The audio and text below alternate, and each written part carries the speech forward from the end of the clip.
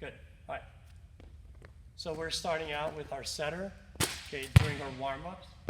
And when she is setting that second ball, she can't see the target. She can't see the setter eye. So setting is so much based on feel. Okay, so as soon as she sets that ball to herself, she loses track of the setter eye. And now she's just going to contact the ball near the top of her forehead, and she's setting the ball into the setter eye. So we're going to go one more here. Good, Mal. Good. And we're going to have her back up to her usual target. Good. And we're setting from there. So the key for my setter warm-up is we have to make sure she is doing the steps correctly. So she's going to step with her left and step with her right, and she sets. Okay, and it's called a weight shift. So she's going to set to herself, weight shift, and sets. And the camera can't tell if she's making it or not. So whatever extra bounces you hear, that's not really her missing. That's just me making bouncing sounds. Good job. And Molly has a very good contact. Yeah, and she sets that first ball right above her forehead. And so her feel for setting is very, very good. Again, only because she can control that first ball. Good. We're going to go one more. Good. All right, so this time it's going to be just a toss, and she's going to set directly in the target. Good. So we're going to go 10 balls here. So toss from left back, and Molly sets in the target. And you couldn't see where that ball went, but that was straight down the middle.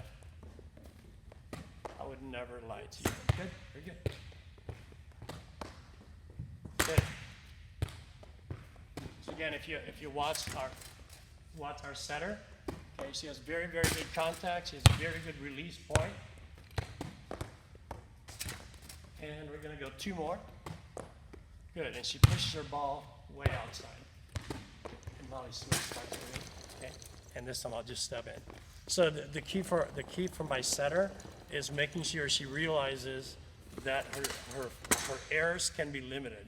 What I mean by that is an error outside the antenna is not preferable. I'd rather have her error be inside, too far inside, because a hitter can come into the court and attack her ball inside. Once the set goes outside the antenna, it's much harder to attack that ball. Secondly, if she sets the ball too far, too tight to the net, same thing, we don't want that kind of error because, again, blockers are right there, and sometimes your hitter will be in the net or she's just going to hit the ball into the block. So two errors that she can make are sets are too far in, okay, or they're too far off. Okay, so two setter errors that we can live with. Next step we're going to do here is I'm going to have Molly block. She's going to jump and block, come down, turn, and find the ball. And the key here is we're adding one more step to the setting process, and it makes the drill just a little bit harder. And we have a setter eye for her to set into, and we're going to start right here. Okay, start arms length away from the antenna. Good. And she's going to go block. Good. Come down and find her ball. Very good step. Block. Good. Come down.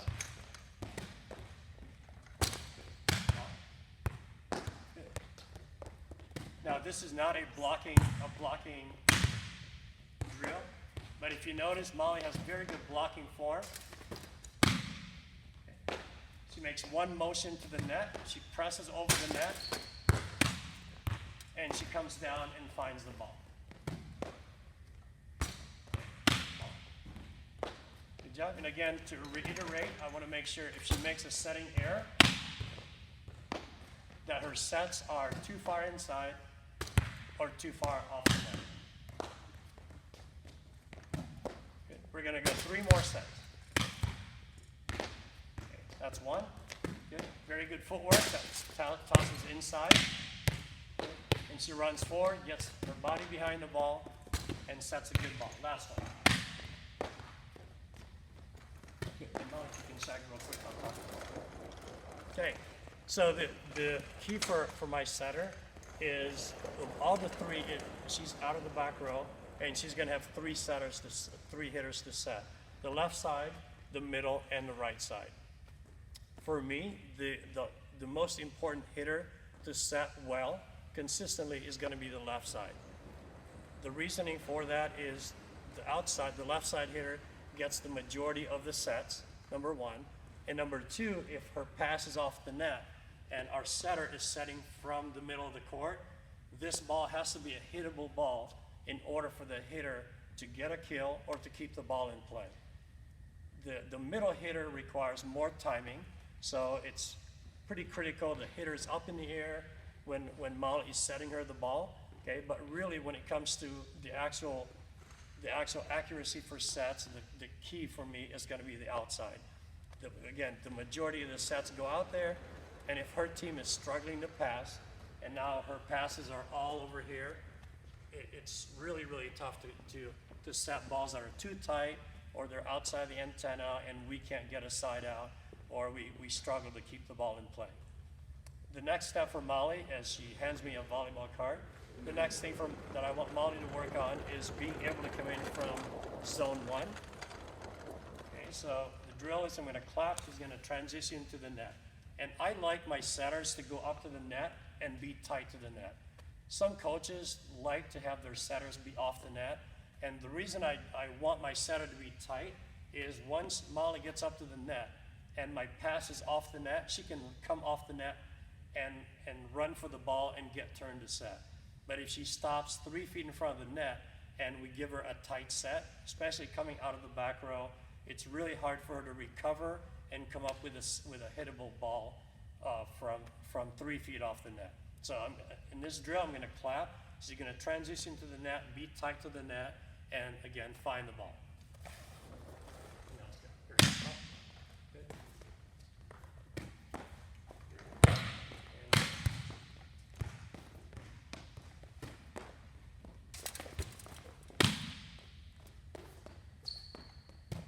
So as you can see, Molly has pretty good footwork. She gets her body to the ball, at the net.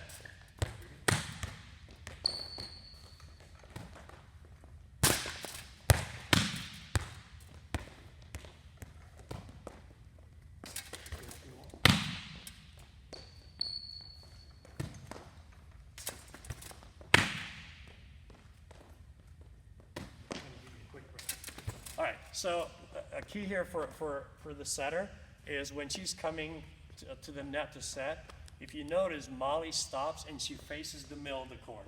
And the reason I want the middle of the court to be her focus is that's where the majority of the passes are coming from. So Molly could easily come up and face her target, okay? And now if the pass is behind her, now she has to go turn and find the ball. This way she goes up to the net, she squares up to the middle of the court, and from here she can go anywhere to set her ball. Okay. Anytime you're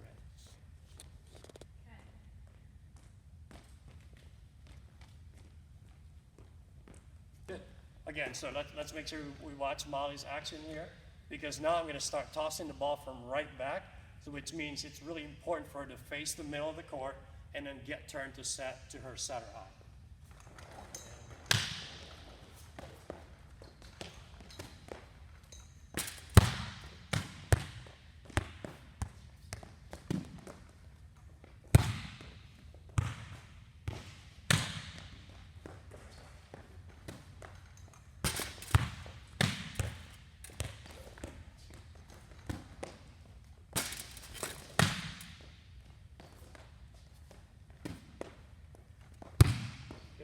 Notice how she does her footwork perfectly. Okay, she takes a left, right, and she does a weight shift. So she's always doing the correct footwork. So the correct footwork, and that way if she sets her ball, go shot for it. And so the reasoning behind the left-right footwork is if she takes the opposite footwork, if she goes right, left, her body has a bigger tendency to be closed to the net, and so her sets are going to be tighter to the net. So this way, if she's going to go left, right, okay, so she's a little bit open to the court, and if she has a tendency to miss her set, it's going to be off the net rather than too tight to the net. And the next thing Molly's going to do here is she's going to work on serving. Of all my players on the court, probably I expect my setters to be able to serve the best. And the reason for that is they touch the ball the most of all my players, even more than liberos. And so when it comes to calling serving zones, Molly and Reagan are probably the two that I expect the most from as far as being able to hit her zone. So I'm going to have the camera be in front of our setter. So if you could be right here. And Molly's going to, she has already done some serving warm-ups. So this time she's just going to grab a ball. And I'll give you some serving tips that she's been working on all season. And go ahead and serve, Molly. Just keep talking. Try not to hit your camera now. Okay. So a couple of keys here to be a good accurate server. Okay, her toss is super critical. If she's going to make a serving error, it's likely because her toss is too far to the left, too far to the right, too far away from her, or completely above her head. And the more skilled the athlete is, okay, the player is, the more she can overcome bad tosses. At 15s, it's kind of a mixed bag. Some athletes do a very nice job of adjusting, okay? And so if Molly tosses the ball too far to her right, Molly, go ahead and move the clock closer to you so we're not waiting for you to grab the ball. Okay, so if you watch, her tosses are very consistently in front of her, okay? And right now she's serving to zone 1 on the other side. So again, she keeps her ball nice and high in front of her. She lifts her ball so that her ball isn't super high in the air, where she has to wait for the serve to come down to her. Okay, and then she serves through the ball. Okay, very good. And how much time has run on? Good. Good. All right, and keep serving. So if you watch some colleges, I think Nebraska used to do it, you'll see some of their players have their arm up, and they'll turn and they'll look at their elbow to make sure it's nice and high. And if you watch Molly's toss and her arm, okay, everything is nice and compact. So the more compact the toss and the swing is, okay, the more accurate her serving is going to be. Good, very nice. Let's go 2 more serves, and I'm going to have Molly start serving short. So 2 more serves.